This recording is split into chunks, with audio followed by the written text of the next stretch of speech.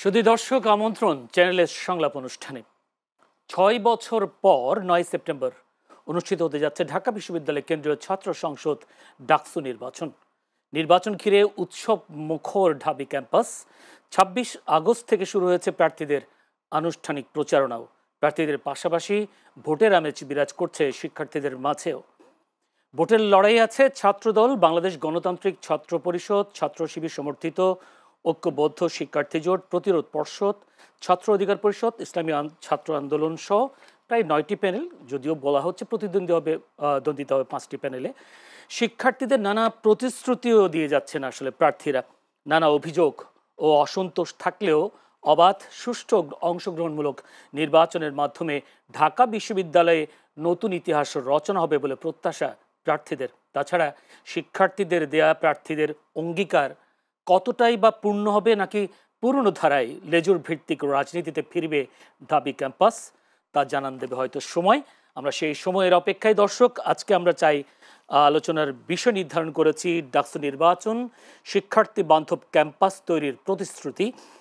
দর্শক, আমাদের এই বিষয় নিয়ে আলোচনা করবার জন্য স্টুডিওতে উপস্থিত আছেন, আমার বামে আছেন মাহমুদুল হাসান, ছাত্রদল সমর্থিত সদস্য পদপ্রার্থী ডাকসু।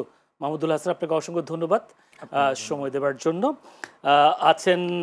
ডানে আছেন মোহাম্মদ মিফতাহুল হোসাইন আল মারুফ, ঐক্যবদ্ধ শিক্ষার্থী জোট সমর্থিত সদস্য পদপ্রার্থী ডাকসু। মারুফ ভাই, আপনাকে অসংখ্য ধন্যবাদ সময় দেওয়ার জন্য। দর্শক, পুরো অনুষ্ঠান জুড়ে আপনাদের সাথে আছি আমি জয়নুল আবেদিন। বলছিলাম ডাকসু নির্বাচন, শিক্ষার্থী বান্ধব ক্যাম্পাস তৈরির প্রতিশ্রুতি বিষয়টা নিয়ে আলোচনা হবে। আলোচনা করব এবং আলোচনা করবার জন্য অতিথি তো আছেনই। যেহেতু ঢাকা বিশ্ববিদ্যালয় ক্যাম্পাসে এখন নতুন করে বেশ আলোচিত ইসলামী ছাত্র শিবিরের আন্দোলন, রাজনীতি, সবগুলো বিষয়ে বিভিন্ন গণমাধ্যমে তাদের বিষয়ে বেশ আলোচিত বিষয়টা একটু। সেই কারণে ঐক্যবদ্ধ শিক্ষার্থী জোট সমর্থিত বিশেষ করে সদস্য প্রার্থী, যেটা ইসলামী ছাত্র শিবিরেরই সমর্থিত, ডাক্তার মোহাম্মদ মিফতাহুল হোসেন আল মারুফের কাছে একটু যেতে চাই প্রথমেই, যে ঢাকা বিশ্ববিদ্যালয়ে প্রকাশ্যে রাজনীতি করার সুযোগ পেয়েছে ছাত্র শিবির। নির্বাচন ঘিরে সবচেয়ে বেশি উল্লসিত ছাত্র শিবির, তারা কাজও করছেন বেশ। আমরা 5 আগস্ট পরে দেখেছি আসলে গুপ্ত থেকে প্রকাশ্য রাজনীতি বিষয়টা আপনাদের বিরুদ্ধে একটা অভিযোগ আছে। এই অভিযোগটা কেন এবং অভিযোগটা আপনারা কতটা কাটাতে পেরেছেন? জি, ধন্যবাদ আমাকে এবং যারা শুনছেন সবার প্রতি সালাম ও শুভেচ্ছা। ছাত্র শিবিরের উপরে গত 17 বছরে যে ইন্ডাস্ট্রিয়াল স্কেলে যে জুলুম চলেছে, মনে হয় না বাংলাদেশের কোনো ছাত্র সংগঠন এটা ফেস করেছে। শুধুমাত্র ছাত্র শিবির সন্দেহে বুয়েটে আবরার ফাহাদ ভাইকে শহীদ করা হয়েছে। ছাত্র শিবির সন্দেহে, আমি বলছি ছাত্র শিবির হওয়ার কারণে নয়, ছাত্র শিবির সন্দেহে বিশ্বজিৎ দাসকে হত্যা করা হয়েছে এবং সমস্ত দিক থেকে ব্লকেট করে দেওয়া হয়েছিল ছাত্র শিবিরের সকল কার্যক্রমকে। ছাত্র শিবিরের ইউনিয়ন থেকে, ওয়ার্ড থেকে, কেন্দ্রীয় অফিস পর্যন্ত সমস্ত অফিসগুলো বন্ধ করে দেওয়া হয়েছিল। আমাদেরই কেন্দ্রীয় সভাপতি, যাকে 57 দিন রিমান্ডে নেওয়া হয়েছিল। তো এই বাস্তবতায় আমাদের এখনও 7 জন ভাই গুম অবস্থায়। 2009 সালে রাজশাহী বিশ্ববিদ্যালয়ের তৎকালীন শিবিরের সেক্রেটারি নোমানি ভাইকে ছাত্রলীগ দিনে দুপুরে কুপিয়ে হত্যা করেছে এবং হাসিনার ফেসিবাদী প্রশাসন সেখানে ব্লক রেড দিয়ে প্রত্যেকটা হল থেকে ছাত্র শিবিরের নেতাকর্মীদের উপর বের করে দেওয়া হচ্ছে। তো গত 17 বছরে আমাদের উপরে যে জুলুম চলেছে, সেই জুলুমের স্টিম রোলার 5ই আগস্ট নতুন স্বাধীনতা সন্দেহ করে ছাত্র শিবির তো কোনো প্রকাশ্য ছিল না তখন। ছাত্র শিবির প্রকাশ্য ছিল। ছাত্র শিবির প্রত্যেকটি কর্মসূচিতেই অংশ নিয়েছে, রাজপথে থেকেছে। আপনি 16 জুলাই মনোযোগিতা দেখবেন, কিন্তু মিডিয়া তো আমাদের ব্যাপারে কোনো কথা বলে নাই, কিংবা আপনাদেরকে তো সে অ্যাক্সেসটা দেওয়া হয় নাই। আপনি তো আমার কোনোদিন ডাকেন নাই, কিংবা মিডিয়াও তো এর আগে ডাকে নাই, এখন কেন ডাকছেন? তো এটার কারণটা হচ্ছে ছাত্র শিবির প্রকাশ্য ছিল, কিন্তু আমাদেরকে খুব কনসাসলি আউট করে দেওয়া হয়েছিল পাবলিক আই থেকে। আমরা প্রত্যেকটা দাবিতে রাস্তায় ছিলাম। আমরা 23-এ ছিলাম, 22-এ ছিলাম, 19-এ ছিলাম, 21-এ ছিলাম, 18-তে ছিলাম। আমরা তো 23-এর 28 অক্টোবর আমরা বিশাল মিছিল প্রোগ্রাম করেছি না ইয়াতে, নটরডেমের সামনে, আরামবাগে। আমরা সব জায়গায়, আমাদের সেখানে কেন্দ্রীয় সভাপতি তৎকালীন রাজিবুর রহমান পলাশ বলেছিলেন যে ফেসিবাদের তক্তেতেও যতক্ষণ না পর্যন্ত আমরা ভেঙে দিচ্ছি ততক্ষণ বন্ধ শিবির ক্ষান্ত হবে না। শিবির তার কাজ করেছে, কিন্তু বাংলাদেশের মিডিয়া, বাংলাদেশের সিভিল সোসাইটি, বাংলাদেশের পুরো এস্টাবলিশমেন্ট আমাদেরকে কখনোই পাবলিক আয়ে নিয়ে আসেনি। আমরা 5ই আগস্টের পরে নতুন করে পাবলিক আয়ে আসছি এবং ঢাকা বিশ্ববিদ্যালয়ে আমাদের উপর পরিবেশ পরিষদের মতো একটা ইলিগাল একটা বিষয়কে চাপিয়ে দিয়ে যে 10-12 জন মিলে একটা মব ক্রিয়েট করে ছাত্র শিবিরের আইডিওলজি যখন শিক্ষার্থীরা গ্রহণ করে, ছাত্র শিবিরকে যখন শিক্ষার্থীরা ইতিবাচকভাবে দেখে, সেই জায়গায় কি হয়, যারা বাংলাদেশে ভারতীয় আধিপত্যবাদ প্রতিষ্ঠা করতে চায় সেই আধিপত্যবাদীরা ছাত্র শিবির নামটাকেই অনেক বেশি ভয় পায়। তাই বিভিন্ন ট্যাগিং ফ্রেমিং করে শিক্ষার্থীদের কাছ থেকে দূরে রাখার জন্য যতগুলো কাজ করা দরকার তারা সেগুলো করে। তো 5ই আগস্টের পরে তো আমাদের সব কাজই ওপেন। আমরা তো জানুয়ারির 1 থেকে 20 তারিখের মধ্যে আমাদের সমস্ত কমিটিগুলো হয়। তো ঢাকা বিশ্ববিদ্যালয় কমিটিগুলো হয়েছে। আসলে আমরা কোন ফর্মে গুপ্ত, মানে এটার মানেটা কি? মানে ধরেন আপনি আমাকে অভিযোগ দিচ্ছেন যে ভাই আপনি গুপ্ত, মানে কিসের জন্য? আমি গুপ্ত থেকে করবোটা কি? মানে আমার ফরমেশনটা কি? আমরা কি করি গুপ্ত থেকে? যদি এটা বলা হয় যে হ্যাঁ হল কমিটি দেওয়া হচ্ছে না, আমরা হল কমিটি দিব না, এটা আমাদের ডিসিশন। কারণ আমরা গুপ্ত থেকে ছাত্রলীগের সাথে কাজ করেছেন এরকম একটা না, এটা প্রপারলি একটা প্রোপাগান্ডা। ধরেন প্রোপাগান্ডাকে আপনি ফ্যাক্ট হিসেবে নিতে পারেন না। প্রোপাগান্ডা তো ফ্যাক্ট হইতে পারে না। আমাকে ফ্যাক্ট বলেন যে এই ইন্ডিভিজুয়াল কেস, এইটা সে ছাত্রলীগ করেছে, ছাত্রলীগের কোনো একটা ইয়াতে মানে সে হামলা করেছে শিক্ষার্থীদের, সে এখন শিবির করছে, এরকম আপনি একটা ফ্যাক্ট দেন। আপনার কাছে কোনো ফ্যাক্ট নাই, কিন্তু সবগুলো একটা জেনারেলাইজেশন আছে। তো সেই জায়গা থেকে আমরা 16ই জুলাইয়ের শিক্ষার্থীদের যে কমিটমেন্ট, সেই কমিটমেন্ট আমরা ব্রেক করবো না। আমরা শিক্ষার্থীদেরকে ছাত্র রাজনীতির মুখোমুখি দাঁড় করাতে চাই না। আমরা কখনোই চাই না যে ছাত্র রাজনীতি এবং শিক্ষার্থীদের একটা মধ্যকার একটা ক্লাস তৈরি হোক। আমরা চাই যে ছাত্র রাজনীতির একটা ফরমেশন হোক। আমাদের এই ফরমেশনটা দরকার আছে। আমাদের একটা স্ট্যান্ডার্ড লিগ্যাল ফ্রেমওয়ার্ক থাকুক যে আমরা এই পন্থায় এই জায়গায় ছাত্র রাজনীতি করতে পারবো। তো সেই জায়গা থেকে আমি যদি শিক্ষার্থীদের মতামতকে উপেক্ষা করে, আমার গায়ের জোরে, আমার প্রশাসনের জোরে সেটাকে যদি আমি উপেক্ষা করি, তাহলে আমি যদি সেই মানে শিক্ষার্থীদের দাবিটাকে আমি যদি রেসপেক্ট করি, তাহলে আমি গুপ্ত। এই আমি শিক্ষার্থীদের দাবি মেনে নেয় কি গুপ্ততা? আমি এটা আসবো আপনার কাছে। মাহমুদুল হাসান, গতকালও আপনাদের যিনি ছাত্রদলের ভিপি প্রার্থী আবিদুল ইসলাম, তিনিও অভিযোগ করেছেন আসলে বিগত 16 বছর শিবির কোথায় ছিল, গুপ্ত ছিল বা ছাত্রলীগের সাথে কাজ করেছে। এইরকম অভিযোগ তাহলে কেন? যদি বলি, মারুফ ভাই বলছেন যে তারা প্রকাশ্যে সবসময় ছিলেন, আন্দোলনে ছিলেন, সব জায়গায় ছিলেন, তারপরও তাদের বিরুদ্ধে এই অভিযোগ কেন? এটি কিসের নির্বাচন কেন্দ্রিক, নাকি আসলে আপনারা তো জুলাই আন্দোলনে একসাথে ছিলেন, হঠাৎ করে নির্বাচনকে কেন্দ্র করে কি মানে অভিযোগ তোলা হচ্ছে? ধন্যবাদ আপনাকে। আসলে এখানে যে বিষয়টা যেটা মারুফ ভাই বললেন এবং আপনি আমাদের ভিপির কথা বললেন যে আবিদ ভাই যে বিষয়টা তুলে ধরেছে যে 16-17 বছর কোথায় ছিল ছাত্র শিবির, এবং মারুফ ভাই বললেন যে তারা ছিলেন কিন্তু আমরা তাদেরকে দেখিনি। এটা হলো সবচেয়ে বড় একটা শঙ্কার জায়গা। তারা কোথায় ছিল? তা আমরা দেখেছি তাদেরকে নৌকা নৌকা বলে স্লোগান দিতে, আমরা দেখেছি তাদেরকে বিভিন্ন ইনস্টিটিউট হল কমিটি। মারুফ ভাই কিন্তু হলে ছিলেন। আচ্ছা, হলে ছিল, হলে থাকতে গেলে ছাত্রলীগ করা লাগে, সে করেছেন এবং সে ছাত্রলীগের সময় নির্যাতিত হয়েছে। এটা তো ছাত্রলীগের সময় নির্যাতিত হয়েছেন, নির্যাতিত হয়েছেন, সে ছাত্রলীগের কর্তৃক নির্যাতিত হয়েছেন, তার প্রতি সেই রেসপেক্ট আছে। এবং আমাদের কাছে 5 তারিখের পর অনেকেই এসে এটা প্রকাশ করেছে আমি শিবির, যে কিনা শিবির বলে অন্য একটি শিক্ষার্থীর উপর নির্যাতন করেছে। তাহলে মারুফ ভাই যেটা বললেন যে বিগত 16-17 বছর শিবির বলে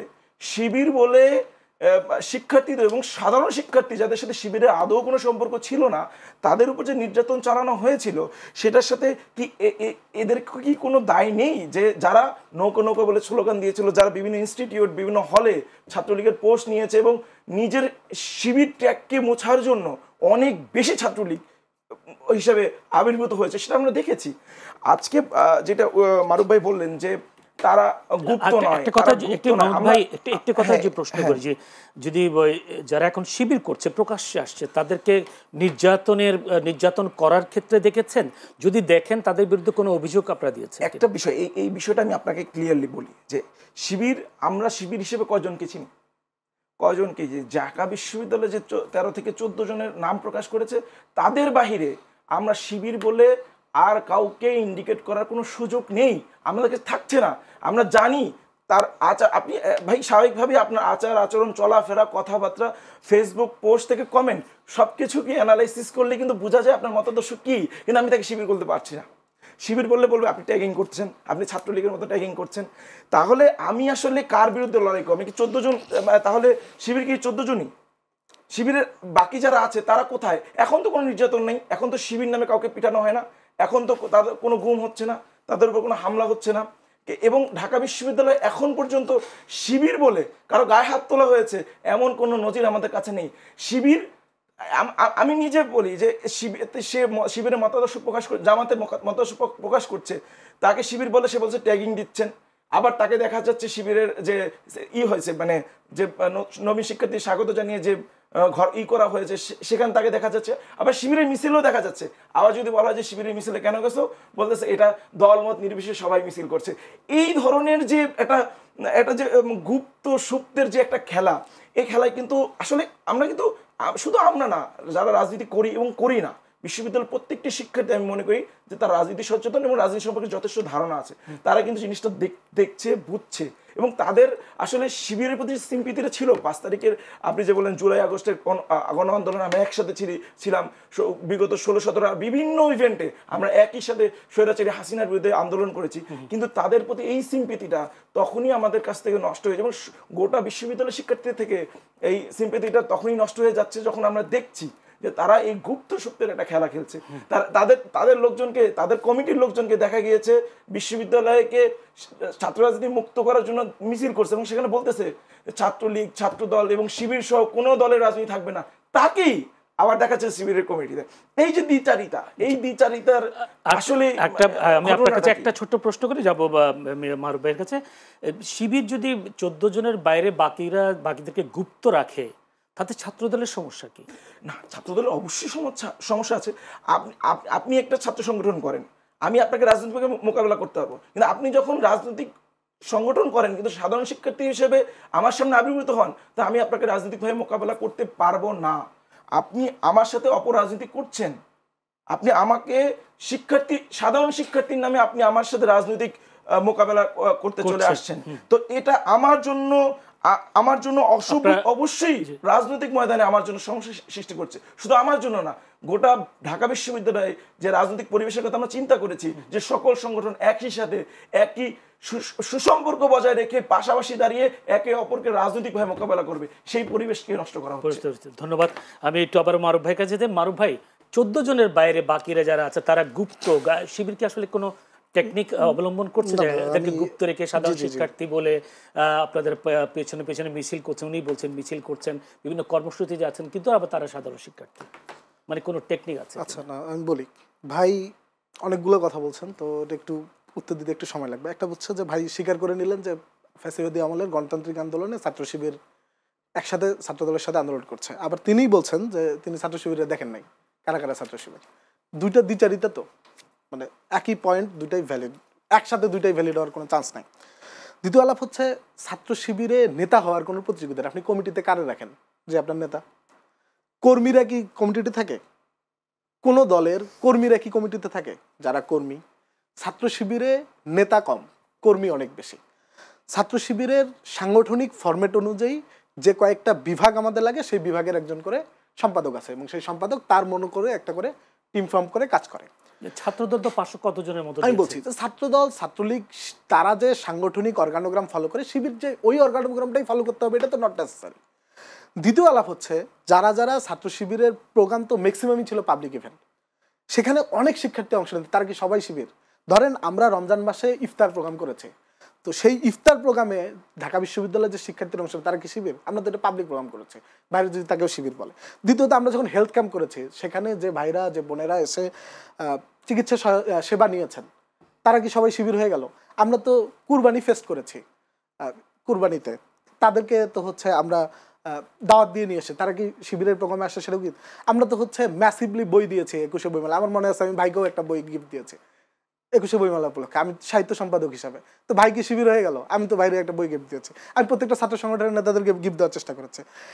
এরপরে আমরা তো শিবির মিটস ব্রিলিয়ান্স করেছি টিএসসিতে, সেখানে ঢাকা বিশ্ববিদ্যালয়ের শিক্ষার্থীদের সামনে তাদের সমস্ত প্রশ্নগুলোর উত্তর দিয়েছে। সেই প্রোগ্রামটাও পাবলিক ইভেন্ট। তো পাবলিক ইভেন্টে যে ছেলেগুলো আসছে, তারা কি সবাই শিবির হয়ে গেল? আপনি পাবলিক প্রোগ্রাম করবো না, আমার শিক্ষার্থীদের কাছে দায়বদ্ধ। দ্বিতীয় আলাপ হচ্ছে যে ছাত্র শিবিরে কিন্তু কোট আনকোট কোনো কমিটিবাজি রাজনীতি নাই, কোনো সিন্ডিকেটের রাজনীতি নাই, যে আমি সহসভাপতি, আমি যুগ্ম সাধারণ সম্পাদক, এই পদটাকে বিক্রি করে আমাকে সুবিধা নিতে হবে, কেন্দ্রে আমাকে টেন্ডারবাজি করতে হবে, আমার চাঁদাবাজি করতে হবে, আমার যে কোনো সুবিধা। ছাত্র শিবির তো এই ফর্মেটে কোনোদিন রাজনীতি করে নাই। ছাত্র শিবিরের ফর্মেটটা হচ্ছে এখানে নেতা কম, কর্মী বেশি। হ্যাঁ, ছাত্র শিবিরের নেতা সেইখানে 15 জন সেক্রেটারিয়েট মেম্বার এবং বিশ্ববিদ্যালয়ের সভাপতি, সেক্রেটারি, সাংগঠনিক সম্পাদক। এবং বাকিরা যারা আছে তারা হলে, ভাই তো মনে হয় হলে থাকেন না, তো হলে থাকলে খুবই ডিটেলস জানতে পারতেন যে ছাত্র শিবির কারা কারা করে, খুবই স্পষ্ট। ছাত্র শিবিরের যে যে প্রোগ্রামগুলো বাস্তবায়ন করতে আমাদের তো লোকজন থাকে, তারা যখন ছাত্র শিবিরের ভলান্টিয়ার কার্ড নিজের গলায় ঝুলিয়ে যখন প্রোগ্রামগুলো বাস্তবায়নে ছাত্র শিবিরকে সহায়তা করে, তারা ছাত্র শিবির না হয় তারা কই যাবে? তারা আমার কাছে তো মানে ভাইয়ের যে অভিযোগগুলো জেনারেলাইজেশন, ফ্যাক্ট বেজ না। ধরেন আমি হাওয়ার উপরে বানোয়াট একটা অভিযোগ দিয়ে দিলাম যে শিবির এটা করছে, শিবির এটা করছে, কিন্তু এটা তো কোনো ফ্যাক্ট নাই। আপনি মানে কেস বাই কেস ডিল করেন যে এই ছেলেটা এটা এটা করছে, এই ছেলেটার এই নাম, সে কি শিবির কি শিবির না। ভাইরা কি আমাদের কাছে জিজ্ঞেস করছে, মানে ভাইদের ছাত্র সংগঠন ছাত্র দলের ফর্ম থেকে যে এই ছেলেটা আমাদের ছাত্র দলের এই ঝামেলা করতেছে, সে শিবিরের প্রোগ্রামে দেখা গেছে, সে ভলান্টারি করছে, এখন ছাত্র শিবিরের কাছে আমাদের অভিযোগ সে শিবির কি শিবির না, ছাত্র শিবির তো জবাব দিয়ে দিবে। এরকম না করে যখন জেনারেলাইজ অভিযোগ দেওয়া হয় তখন কি হয় যে ধরেন শিবির নামটাকেই নতুন করে আবার দানবায়ন করার যে চেষ্টা, যে এই শাহবাগী রাজনীতি বাংলাদেশে যেটা চলেছে, যে নতুন করে আবার একটা কর্নারে নিয়ে যাওয়া, সেই কর্নার থেকে বের হতে হবে। আমি যদি একটা কথা, যেটা আপনার বক্তব্যে আসে শাহবাগী রাজনীতি, এদিকে শিবির ট্যাগ শাহবাগী ট্যাগ, এই ট্যাগিংটা আবার কেন শুরু হলো ইউনিভার্সিটিতে? কেউ কিছু করলে সাধারণ শিক্ষার্থীর ব্যানারে আড়ালে শিবির কিছু বললেই তাদের বিরুদ্ধে গেলে, আর আপনাদের বিরুদ্ধে গেলে তাদেরকে না না না আমাদের বিরুদ্ধে গেলে আমরা দেখেন গতকাল ডাকসুর প্রচারণা শুরু হয়েছিল, তো আমরা প্রচারণা করেছি আমাদের জুলাইয়ের আহত জসিম ভাইয়ের মাধ্যমে প্রচারণা উদ্বোধন করেছেন। এরপরে আমরা কিছু ব্যাকড্রপ ব্যানার ঢাকা বিশ্ববিদ্যালয় ক্যাম্পাসে লাগানো হয়েছে। চারুকলাতে গিয়ে ভাঙলো কারা? এবং নারী শিক্ষার্থীদেরকে হিজাওফোবিয়ায় আক্রান্ত যে একটা গোষ্ঠী, যারা কালচারাল ফ্যাসিস্ট, যারা বিশ্ববিদ্যালয় ক্যাম্পাসে নারীদেরকে অনিরাপদ করে তুলছে, তাদের ছবিকে বিকৃত করা হয়েছে। আমাদের ভিপি জিএস এজিএস ক্যান্ডিডেট যারা, তাদের ছবিকে বিকৃত করা হয়েছে। আমাদের সাবিকুন্নাহার আপারে তার ছবিটাকে বিকৃত করেছে। এটা কারা করতেছে? চিহ্নিত করে এটা কারা করতেছে? আমরা যখন উঠেছে তাহলে আমরা ভিডিও ফুটেজ দেখা গেছে, এদেরকে চিহ্নিত করা গেছে, দুইজন ছেলেকে আমরা ভিডিও, তো আমরা তো চিহ্নিত করতেছি, আমরা তো গণহারে বলতেছি না যে যারা যারা বাংলাদেশকে নতুন করে বিভাজনের দিকে নিয়ে যেতে চায়, যারা যারা বাংলাদেশকে নতুন করে ভারতীয় আধিপত্যবাদের দিকে ঠেলে দিতে চায় সাংস্কৃতিক এবং বুদ্ধিভিত্তিক ভাবে, তারাই শাহবাগী। এটা নিয়ে কোনো ধরনের হীনমন্যতা থাকে না। আমার জানা উচিত, জানার মানে ইচ্ছে হলো যে তারা কি বহিরাগত নাকি ইউনিভার্সিটির শিক্ষার্থী? এটা তো ইউনিভার্সিটি প্রশাসন ভালো বলতে পারবে। আমরা তো ভিডিও ফুটেজ দেখেছি, আমার কাছে এক্সাক্ট তথ্যটা নাই যে আমি ভিডিও ফুটেজটা দেখেছি যে তারা বিশ্ববিদ্যালয়ের শিক্ষার্থী কিনা। আমরা একটা লিখিত অভিযোগ নির্বাচন কমিশনে দিয়েছি। আমরা আরো একটা বিষয় দেখছি, কোনো উত্তর পেয়েছেন বা কোনো পদক্ষেপ? না, এখন পর্যন্ত আমরা পাইনি। ধন্যবাদ। আসবো আপনার কাছে আরো একটা বিষয় নিয়ে, বিরতির আগে একটু যেতে চাই মাহমুদুল হাসানের কাছে। মাহমুদুল হাসান, তিনি মারুফ একটা অভিযোগ দিয়েছেন, আপনারা বলছেন তারা 14 জন ছাড়া বাকিগুলো গুপ্ত রয়েছে। সত্য, তারা বলছেন তাদের নেতা কম কর্মী বেশি, আর ছাত্র দলে নেতা বেশি কর্মী কম, সে কারণে তারা বড় প্যানেল দিতে হয়েছে, এবং এইটাই তারা বলতে। আবার আপনাদের ছাত্র দলের ফরম্যাটে শিবির চলে না, এই কথাটা বললেন। অবশ্যই ছাত্র দলের ফরম্যাটে শিবির, মানে আপনার ছাত্র দলের নেতা বেশি কর্মী কম, সে কারণে ফরম্যাট মানে প্যানেলটা বড় হয়েছে। না, নেতা কোনো সংগঠনের নেতা বেশি হইতে পারে না, নেতা কখনো বেশি হইতে পারে না। নেতা বেশি হইলে সেই সংগঠন থাকে না। সংগঠনের নেতারা সবসময় কমই হয়।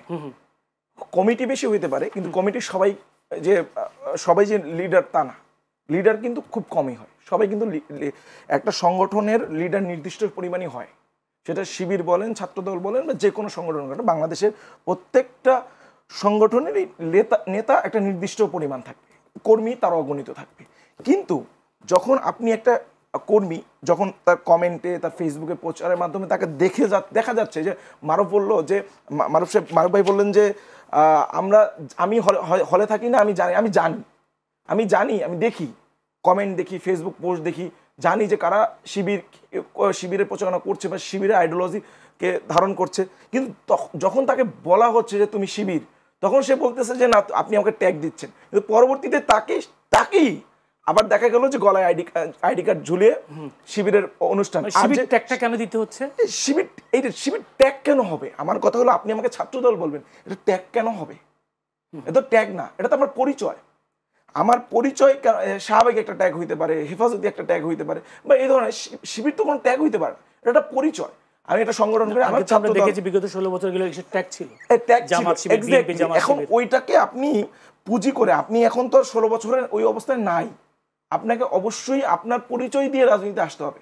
আপনি সাধারণ শিক্ষার্থীর আড়াল নিয়ে পরবর্তীতে আবার নিজেকে শিবির বলে রাজনীতিতে আসছেন, এটা কিন্তু বহু উদাহরণ আমাদের সামনে আসছে।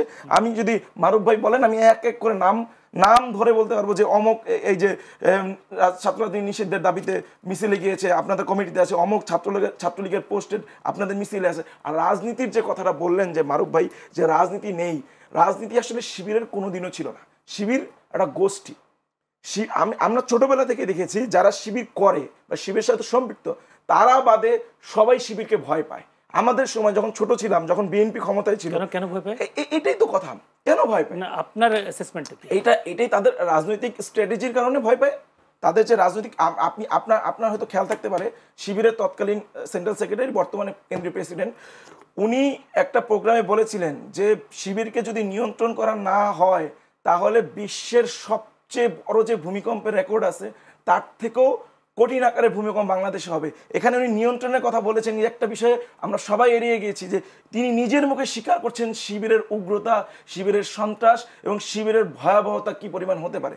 আপনি আমাদের এই টকশো চলছে, কমেন্টে যান, দেখবেন আল্লামা সাঈদীর ছবি লাগানো, শিবির জামাত ইসলামের আমির শফিকুল ইসলাম সাহেবের ছবি লাগানো, মাসুদ সাহেবের ছবি লাগানো। তারা খুব বাজেভাবে আমাকে নিয়ে কমেন্ট করছে, ছাত্রগুলো নিয়ে বাজে কমেন্ট করছে। তাহলে আমি যদি বর্তমান কেন্দ্রীয় প্রেসিডেন্ট সেই কথাকে ধরি যে শিবির নিয়ন্ত্রিতভাবে সবকিছু করে, তার মানে এই কমেন্টগুলোর দায় শিবিরকে নিতে হবে। এই কমেন্টগুলো শিবির নিয়ন্ত্রিতভাবে অপোনেন্টকে আঘাত করার জন্য করছে। এবং শিবিরের যে উগ্রতা, এই উগ্রতার কারণে শিবির যারা করে, আপনি আজকে দেখেন, আজকে ক্যাম্পাস, গত দুদিনে ক্যাম্পাসে প্রচুর জায়গায় কিন্তু শিবির ফেস্টুন লাগিয়েছে। ফেস্টুন লাগানোর ফলে কি হয়েছে, যারা শিবির করে এটাকে স্বাগত জানাচ্ছে, যারা শিবির করে না তারা কিন্তু ঠিকই এটা নিয়ে সমালোচনা করছে। তো রাজনীতির জায়গাটা কিন্তু শিবির এই কারণে কিন্তু আপনার আমার কাছে মনে হয়, আপনি যেটা প্রশ্ন করলেন, এই কারণে কিন্তু শিবিরের একটা জায়গা নষ্ট হচ্ছে। শিবির একটা গোষ্ঠী হিসেবে আছে, রাজনীতি তাদের কোনোদিনও ছিল না। আমি ছাত্রদল কেন, বাংলাদেশে কোনো রাজনৈতিক সংগঠনের সাথে শিবিরকে তুলনা করাই যায় না, কারণ শিবির হলো এনজিও টাইপ সংগঠন। উত্তর ওনার কাছ থেকে জানবো, এনজিও টাইপ সংগঠন, তারা এনজিও কার্যক্রমে ওনার কাছ থেকে উত্তরটা জানবো। বিরতির আগে একটা প্রশ্ন করে রাখি, আসলে আপনি উনি বলেছিলেন যে নেতা বেশি কম কর্মী কম, এই বিষয়টা তো আমরা দেখলাম আসলে প্যানেল দেওয়ার সময় আপনারা প্যানেল দিতে পারলেন না, অনেকগুলো ক্যান্ডিডেট ছিল, এখানে হস্তক্ষেপ করতে হলেন বিএনপি ভারপ্রাপ্ত চেয়ারম্যান তারেক রহমানকে। আমাদের কিন্তু একটাও বিদ্রোহী কিন্তু একজনও নেই। আমাদের কিন্তু সবাই, আমরা কিন্তু তারেক রহমানের সিদ্ধান্তকে, সরি, আমাদের ছাত্রদলের সিদ্ধান্তকে, মানে আপনারা ছাত্রদল সিদ্ধান্ত নিতে পারেননি। আমরা ছাত্রদলের সিদ্ধান্ত যে প্যানেল দিয়েছে সেটাকে আমরা সবাই ঐক্যবদ্ধভাবে সিদ্ধান্ত মেনে নিয়ে, ছাত্রদল প্যানেল নিতে পারেনি, এই তথ্যটা আপনার ইনফরমেশন। না, 18 আগস্ট আবিদুল ইসলামের বক্তব্য আছে, হ্যাঁ, কি বক্তব্য, তারপরে হামিদের বক্তব্য বলেছে আমাদের প্যানেল ঠিক করবেন তারেক রহমান। না, উনি প্যানেল ঠিক করবেন তারেক রহমান এই কথাটা বলেন না। একদম পরিষ্কার বক্তব্য আছে। উনি কি বলেছে উনি বলেছেন ঢাকা বিশ্ববিদ্যালয় কেন্দ্রীয় ছাত্র সংসদ নির্বাচনে ছাত্রদলের প্যানেল ঠিক করবেন বিএনপির ভারপ্রাপ্ত চেয়ারম্যান তারেক রহমান। সোমবার দুপুর, অর্থাৎ 18 আগস্ট দুপুরে ঢাকা বিশ্ববিদ্যালয় ক্যাম্পাসে ডাকসু ফরম জমা দেওয়ার পর সাংবাদিকদের কথা আমি আপনাকে এনশিওর করছি ছাত্রদলের কেন্দ্রীয় 7 জন নেতা, ঢাকা বিশ্ববিদ্যালয়ের 7 জন নেতা, মোট 14 জন নেতা একই মিটিংয়ে বসে ভোটাভুটির মাধ্যমে আমাদের প্যানেল নির্ধারণ করেছে এবং বিএনপির কোন নেতা এর উপরে ন্যূনতম কোনো হস্তক্ষেপ করেনি। এটা তার ব্যক্তিগত বক্তব্য, এর সাথে সংগঠনের বক্তব্যের কোনো সম্পর্ক নেই। এখন বিপি প্রার্থী, হ্যাঁ বিপি প্রার্থী, সে তখন বিপি প্রার্থী ছিলেন না, তখন বিপি প্রার্থী ছিলেন না, তিনি একজন ক্যান্ডিডেট ছিলেন, হামিম একটা ক্যান্ডিডেট ছিল, তখন তারা বিপি ছিলেন না, তখন এটা তাদের ব্যক্তিগত বক্তব্য। সংগঠন থেকে তাদেরকে এই ধরনের কোনো বক্তব্য দেওয়ার নির্দেশনা তখন দেওয়া হয়নি এবং তারা সংগঠন থেকে বক্তব্য দেওয়ার দায়িত্ব সে সময় ছিলেন না। আমি আপনাকে এনশিওর করছি 14 জনের বক্তব্যটা দেওয়া ভুল হয়েছে, কথা বলেছেন জি, ভুল হয়েছে বক্তব্য দেওয়াটা, সেটা আমি জানি না, মানে সেটা আমার জানার বাইরে ভুল হয়েছে, সেটা উনি বলেছেন কিনা আমার ধারণা। ঠিক আছে, আমরা একটা ছোট্ট একটা বিরতি দিয়ে যাচ্ছি, ছোট্ট একটা বিরতি দিয়ে যাচ্ছি, দর্শক আমাদের সঙ্গে থাকবেন।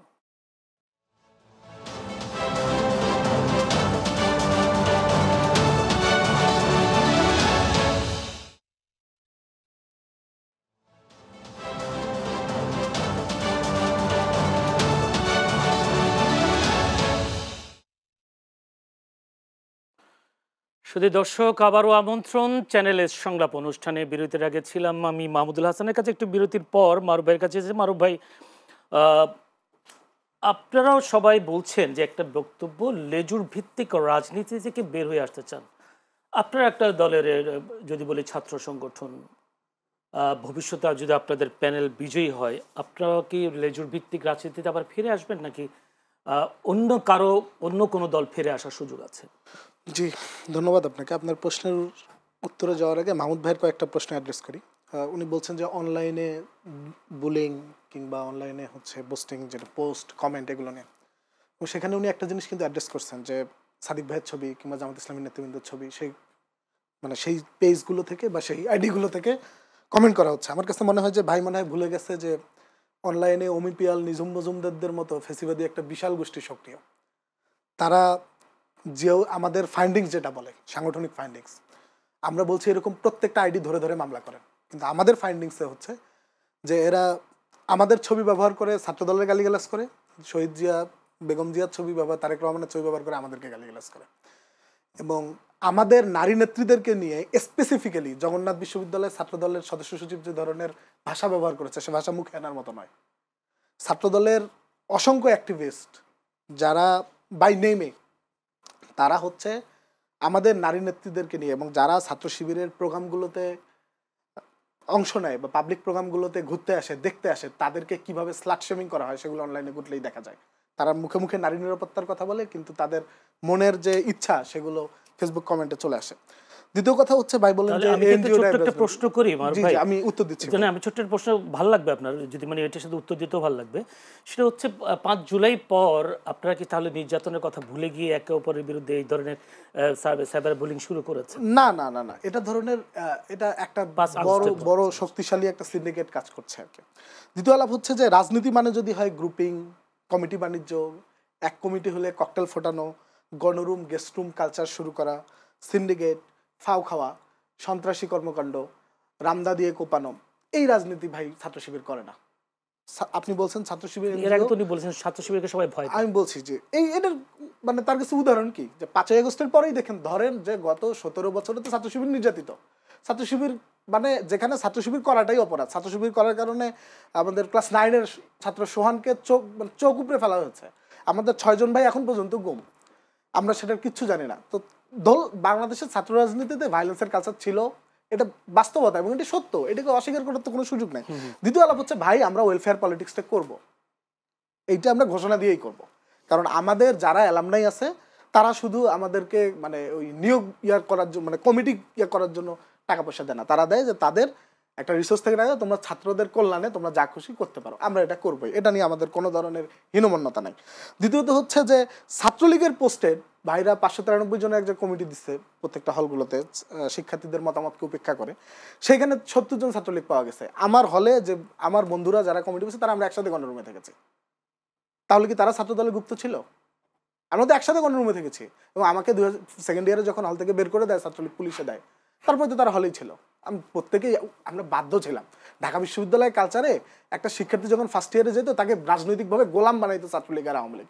এইটাকে তো ভুলে, মানে ছাত্রলীগ এবং আওয়ামী লীগের এই অন্যায়টাকে তো এত ছোট করে দেখার সুযোগ নেই, এটা ভাইরা ভুলে যান, এটা বারবার মনে করা দিতে। দ্বিতীয়ত হচ্ছে যে ছাত্র শিবির কোনো লেজিরবর্তক সংগঠন নয়, ছাত্র শিবির একটা ইন্ডিপেন্ডেন্ট সংগঠন। ছাত্র শিবিরের সংবিধান অনুযায়ী, ছাত্র শিবিরের কর্মপদ্ধতি অনুযায়ী ছাত্র শিবির নিজেদের সমস্ত ডিসিশন নিজেরা মেক করে, আমাদের কোনো সুপিরিয়র কমান্ড নাই, আমাদের সুপিরিয়র কমান্ড আমরাই। ধন্যবাদ আপনাকে। আমি একটু আবার মাহমুদুল হাসানের কাছে যেতে, মাহমুদুল হাসানের বিরুদ্ধে, মাহমুদুল হাসানের কাছে দুটি অভিযোগের কথা বলবো। উনি যদি বলেছেন জাহাঙ্গীরনগর বিশ্ববিদ্যালয়ের নারী শিক্ষার্থীদের নিয়ে আপনাদের একজন নেতা বুলিং করেছেন, সাইবার বুলিং, কিন্তু এখনো ঢাকা বিশ্ববিদ্যালয় ক্যাম্পাসও নারীদের আমরা বক্তব্য শুনছি, নারীদের নিয়ে ভীষণভাবে সাইবার বুলিং করছেন, কিন্তু প্রত্যেকটা দল নারীদের নিরাপত্তা দিতে বেশ মানে আগ্রহ প্রকাশ করেছেন, তারা কমিটমেন্ট দিচ্ছে, প্রতিশ্রুতি দিচ্ছে, কিন্তু নির্বাচনও হয়নি, কিন্তু এখনো তো বুলিং শুরু হয়ে গেছে। আপনি এই যে নারীদের বুলিং এর কথা, এটা কিন্তু খুবই মারাত্মক একটা ইস্যু। আমি আমি আমি কোনো সংগঠনের কথা বলতেছি না, প্রত্যেকটি সংগঠনের, সে যে কোনো সংগঠনই হোক না কেন, নারীকে বুলিং করা, নারীর নিরাপত্তার মানে অনিরাপদ করে তোলা নারীকে, এটা কিন্তু মারাত্মক একটা ইস্যু। আপনাকে আমি একটা বিষয় জানাই যে আমাদের ছাত্রদলের নেত্রীদের নিয়ে যে ধরনের বাজে বাজে পোস্ট করা হয়েছে, এবং বললো যে মারুফ যেটা বললো যে আমরা সেই আইডিগুলোতে ঢুকেছি, এবং অরিজিনাল আইডি, বট আইডি না কোনো, এবং সে জামাতের প্রোগ্রাম করছে, সে উপজেলার কর্মী সমাবেশে যাচ্ছে, এই ধরনের ছবিগুলো তার আইডিতে আছে। সেই আইডি থেকে বাজে বাজে বুলিং করা হচ্ছে।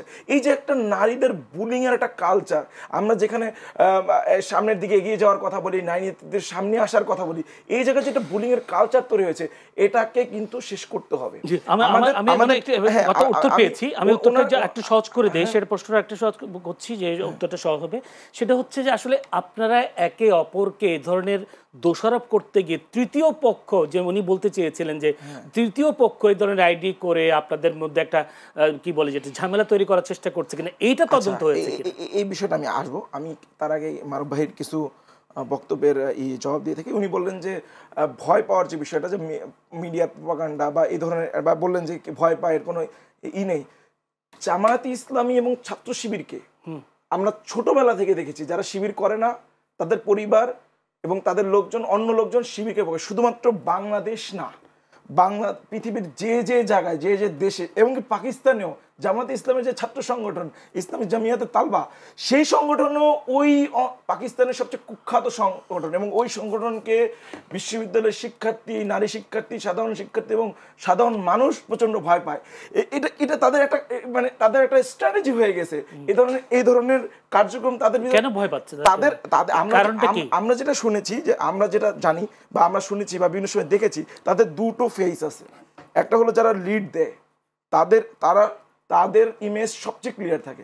আর একটা যারা কমিটিতে থাকে না, যাদের কোনো নাম ছাত্র শিবিরের কোনো জায়গায় উল্লেখ নেই, তাদেরকে দিয়ে এগ্রেসিভ কাজগুলো করানো হয়। আপনি তাদেরকে ধরবেন, বলবে সে শিবিরের না, আপনি দেখাতে পারবেন না তার কোনো নাম শিবিরের কোনো কমিটিতে নাই।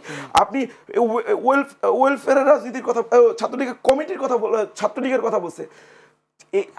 এই জায়গাতেও আরেকবার প্রমাণিত হয় যে শিবির জনগণের সাথে সম্পৃক্ত না, শিক্ষার্থীদের সম্পৃক্ত না, এবং তার কোনো রাজনীতি নাই।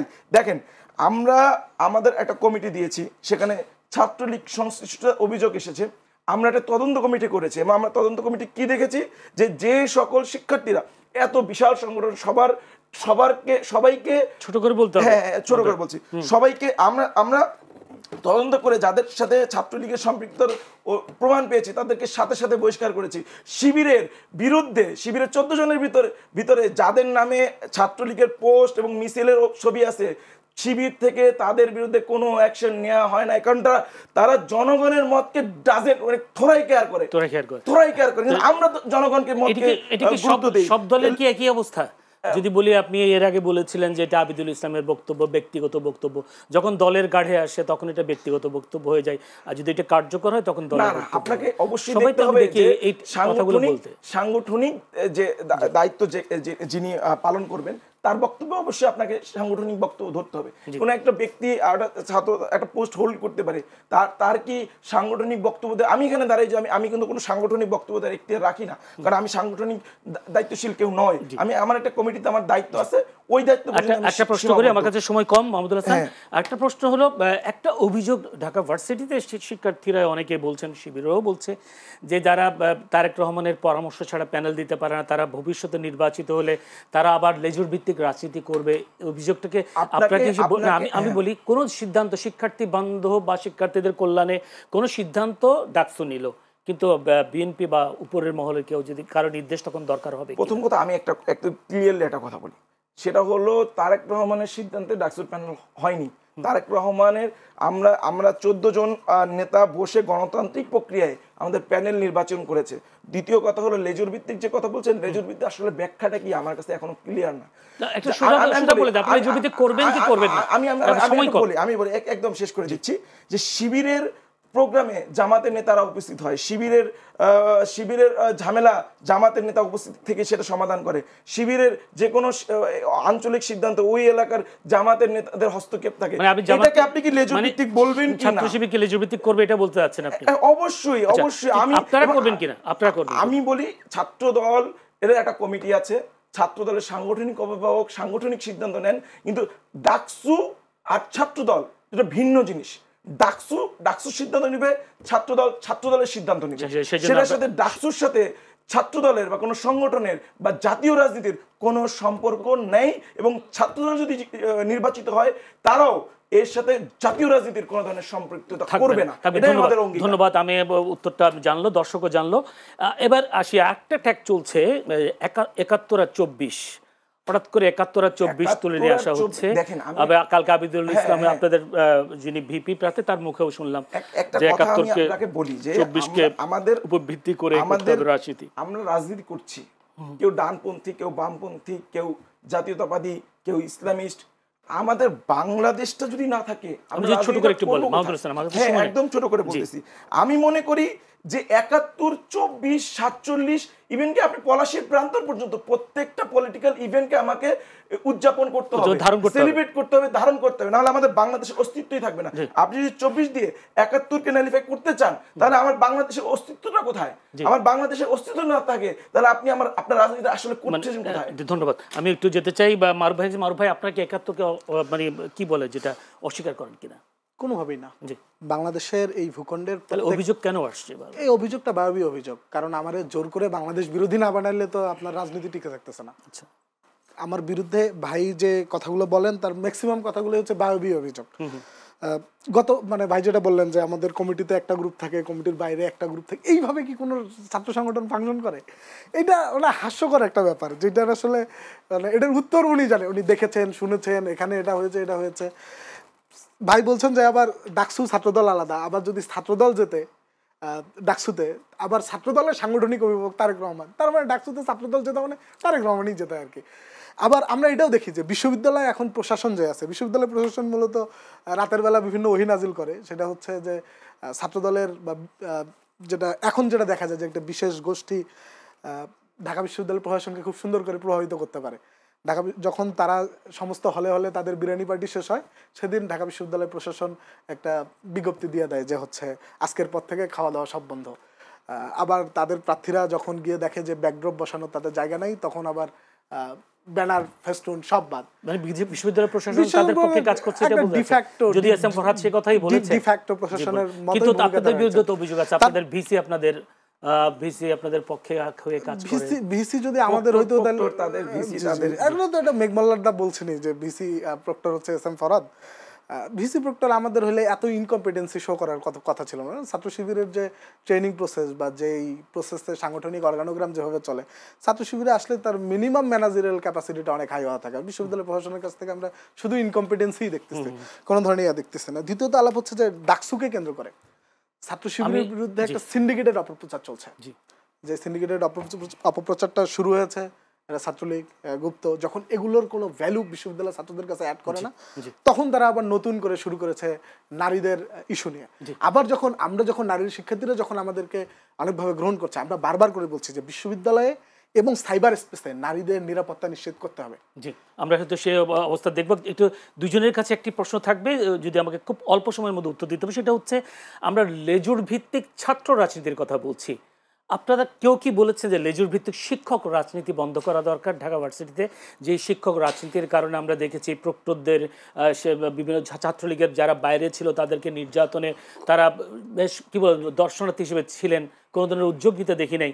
এই যে শিক্ষক রাজনীতিও যে একটা ছাত্র রাজনীতিতে একটা প্রভাব পড়ে, ক্যাম্পাসে প্রভাব পড়ে, সেই বিষয়টাকে কীভাবে দেখছেন? ভবিষ্যতে যে নির্বাচিত হন শিক্ষক রাজনীতি যদি থাকে, তাহলে ক্যাম্পাসের সেই সুষ্ঠু পরিবেশ থাকবে কিনা? একটা বিষয় আমি মনে করি যে ক্যাম্পাসের অনেক ধরনের সমস্যা আছে। অনেক ধরনের সমস্যার মধ্যে অন্যতম একটা সমস্যা হলো শিক্ষকদের মধ্যে যে অপরাজনীতির চর্চা। এটা আসলেই সমস্যা। শিক্ষকদের রাজনীতি করার অধিকার সবার আছে, যেমন ছাত্রদের আছে, শিক্ষকদেরও আছে। তাদের একটা রাজনৈতিক মতাদর্শ থাকবে, তাদের একটা রাজনৈতিক চিন্তা থাকবে, সকলেই। কিন্তু আমি মনে করি যে একজন শিক্ষকের কাছে তাদের প্রতিটা শিক্ষার্থী তাদের সন্তান সম, সে যে কোনো রাজনৈতিক আদর্শের হোক না কেন।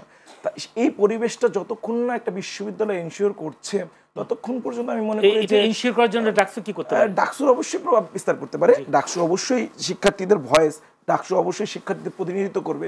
সেই জায়গা থেকে শিক্ষকদের এবং ডাকসু বিশ্ববিদ্যালয়ের প্রতিটা জায়গায় যেন শিক্ষার্থী বান্ধব পরিবেশ নিশ্চিত হয়, এবং বাংলাদেশে ঢাকা বিশ্ববিদ্যালয়ের প্রত্যেকটি শিক্ষার্থী তার নিজস্ব আইডিওলজিকে মেনে নিয়ে আইডিওলজি প্রকাশ করে যেন রাজনীতি করতে পারে নিরাপত্তার সাথে, সেটা এনশিওর করার দায়িত্ব হলো ক্ষমতাসীন দলের রাজনীতি করার পর। যদি আমি বলি আপনাদের ওই যে কি বলে যেটা রেজিস্টার অফিসের লাল ফিতার দৌরাত্ম্য, গ্রন্থাগারের যে অভাব অনটন, অবশ্যই অবশ্যই আপনি সমস্যার সমাধান হবে। আমাদের দীর্ঘদিন পর্যন্ত ডাকসু ছিল না, ছাত্রদের ভয়েস ছিল না, ছাত্ররা ছাত্র সংগঠনগুলো ছাত্রদের কাছে কোনোভাবে ধরা ছিল না। এই ডাকসু যদি প্রতিনিয়ত হয়, আমাদের যেটা দাবি যে একাডেমিক ক্যালেন্ডার অন্তর্ভুক্ত করতে হবে, প্রতি বছর নির্দিষ্ট সময় ডাকসু করতে হবে।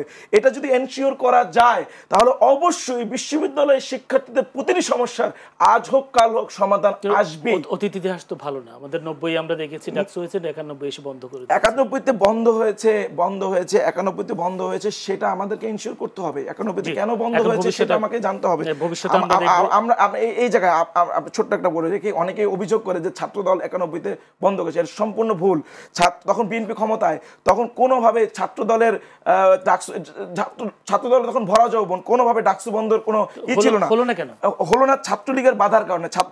তখন ছাত্রলীগ অনেক প্রভাবশালী, তখনকার রাজনীতি আর এখনকার রাজনীতি তুলনা করলে হবে না, তখন বিরোধী দলের অনেক প্রভাব ছিল।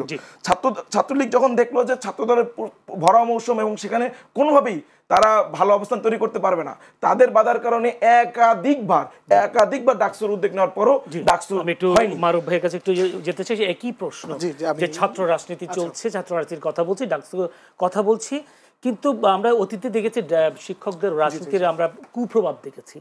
এই শিক্ষক রাজনীতি আসলে বন্ধ না হলে আপনারা যেটা চান, যেটা শিক্ষার্থী বান্ধব ক্যাম্পাসের কথা বলছেন, আবাসন সমস্যার সমাধানের কথা বলছেন, গ্রন্থাগারের সমস্যার সমাধানের কথা বলছেন, কতটুকু সফল হবে? দেখেন, ঢাকা বিশ্ববিদ্যালয়ের প্রশাসন এবং ঢাকা বিশ্ববিদ্যালয়ের অন্তর্গত যে হল প্রশাসনগুলো আছে বা বিভাগীয় ইনস্টিটিউটগুলো আছে, এগুলো সবসময় ক্ষমতার সাথে অ্যালাইনমেন্টে চলে। আমরা দেখি যে সরকারে যে ক্ষমতাসীন দল থাকে, সেই ক্ষমতাসীন দলের একটা এক্সটেন্ডেড ভার্সনে পরিণত হয়। এটা থেকে শিক্ষক রাজনীতি থাকতে পারে না থাকতে পারে, এটা ডিফারেন্ট ডিবেট। কিন্তু আমার একটা জিনিস ইনশিওর করতে হবে যে যোগ্য প্রার্থীরা যাতে শিক্ষক হিসাবে ঢাকা বিশ্ববিদ্যালয়ে নিয়োগ পায় এবং সেটা যাতে একটা ওপেন স্পেসে হয়। সেটা ক্ষমতাসীন না, এটাই তো ঝামেলা, যে ক্ষমতাসীন দল যে দল যখন সে তখন মাইম্যান পলিটিক্স শুরু করে। মাইম্যান পলিটিক্সে সে নিজের লোকদেরকে বিশ্ববিদ্যালয় একদম ইনকম্পিটেন্ট, মায়া হয় ঢাকা বিশ্ববিদ্যালয়ের শিক্ষকদেরকে দেখলে যে তার পড়ানোর ক্যাপাসিটি এত লো, সে ঢাকা বিশ্ববিদ্যালয়ের শিক্ষক হয় কেমন? কারণ সে আওয়ামী লীগের সাথে অ্যালাইন, সে বিএনপির সাথে অ্যালাইন। মানে বৃহত্তরভাবে তো ঢাকা বিশ্ববিদ্যালয় সবসময় বিএনপি আর আওয়ামী লীগেই চালাচ্ছে। দ্বিতীয় আলাপ হচ্ছে যে এই যে শিক্ষক রাজনীতির মানে একজন ভিকটিম আমি, কারণ আমি দেখেছি আমার সাথে যে ঘটনা ঘটেছে ছাত্রলীগ এবং হল প্রশাসন মিলে, মানে বিশ্ববিদ্যালয়ের হল প্রভোস্টের আচরণ এত আনপ্রফেশনাল হইতে পারে এটা চিন্তার বাইরে। সে মনে হয় একজন দলীয় গুন্ডা, একজন সন্ত্রাসীর মতো আচরণ করছে। সে তার নিউট্রালিটি রাখতে পারে না, তার ফেয়ারনেস রাখতে পারে না, তার যে নৈতিক মানবিক মূল্যবোধ থাকে সেইটা সেই শিক্ষক রাজনীতির জায়গায়। ভবিষ্যৎ কি দেখছেন? ভবিষ্যতে যদি এই জায়গাটা আমরা ঠিক না করতে পারি তাহলে ঢাকা বিশ্ববিদ্যালয় প্রশাসনের জন্য, মানে আমাদের শিক্ষার্থীদের জন্য আবার সেই আগের অন্ধকার যুগেই ফিরে যেতে হবে। 10 সেকেন্ড। হ্যাঁ 10 সেকেন্ড। আমি যেটা বলেন যে বিএনপি আওয়ামী লীগের সময় যে পড়ানোর ক্যাপাসিটি নাই কিন্তু রাজনৈতিক পরিচয়ে সে শিক্ষক হয়ে গেছে, এটা আওয়ামী লীগের সময় হয়েছে, কিন্তু একটা উদাহরণও দেখাইতে পারবে না যে অষ্টম সপ্তম বা একদম নিচের সারি থেকে বিএনপি বা বাংলাদেশ জাতীয়বাদী দলের সাথে সম্পৃক্ত হওয়ার কারণে সে শিক্ষক হয়েছে। যারা হয়েছে যদি তাদের রাজনৈতিক আইডিওলজি থাকেও, ছাত্র দলের সাথে সম্পৃক্ত থাকেও, তাদের একাডেমিক রেজাল্ট সর্বোচ্চ ছিল। সে কোনো বক্তব্য আছে বিষয়ে? আমার মূল আলাপ হচ্ছে যে আমার নিয়োগ প্রক্রিয়া খুবই স্বচ্ছ হইতে হবে এবং এখানে যাতে যোগ্যরাই যাতে চলে আসে, এবং দ্বিতীয় আলাপ হচ্ছে যে শিক্ষার্থীদেরকে ইকুয়ালি ট্রিট করতে হবে। হল প্রশাসন সিট মানে সিটের নিয়ন্ত্রণ যেন কোনো ছাত্র সংগঠনের হাতে না, সেই নিশ্চয়তা নিশ্চিত করতে পারবে কিনা সেটা হয়তো সময় বলে দেবে। দর্শক, এতক্ষণ ধরে আলোচনা চলছিল, বলছিলাম দীর্ঘদিনের অপেক্ষার অবসান হতে যাচ্ছে। 9 সেপ্টেম্বর দীর্ঘদিন পর ডাকসু নির্বাচন হতে যাচ্ছে। মানুষের আশা আকাঙ্ক্ষা, সারা বাংলাদেশের মানুষের এখন চোখ ডাকসু নির্বাচন ঘিরে। তাদের দুইজন প্রতিনিধি ছিল আমাদের কাছে, মাহমুদুল হাসান ছাত্রদল সমর্থিত সদস্য পদপ্রার্থী ডাকসু, ছিলেন মোহাম্মদ মিফতাহুল হোসেন আল মারুফ ঐক্যবদ্ধ শিক্ষার্থী জোট সমর্থিত সদস্য পদপ্রার্থী ডাকসু। দুজনেই তাদের নিশ্চয়তার কথা, নিরাপত্তা দেওয়ার কথা, শিক্ষার্থী বান্ধব পরিবেশ তৈরির কথা বলেছেন। যদিও তাদের মধ্যে অনেক ট্যাগিং এর বিষয়ে কথা আমরা আলোচনা করেছি। দর্শক, আমরা হয়তো 9 সেপ্টেম্বর দেখবো আসলে কারা শেষ হাসছে শিক্ষার্থীদের ভোটে, সে পর্যন্ত অপেক্ষায় রয়েছে। এবং আপনারা ধৈর্য ধরে আমাদের অনুষ্ঠান দেখবার জন্য দুই অতিথিকেও আবার অভিনন্দন শুভেচ্ছা জানিয়ে আজকের মতো শেষ করছি। ভালো থাকবেন সবাই।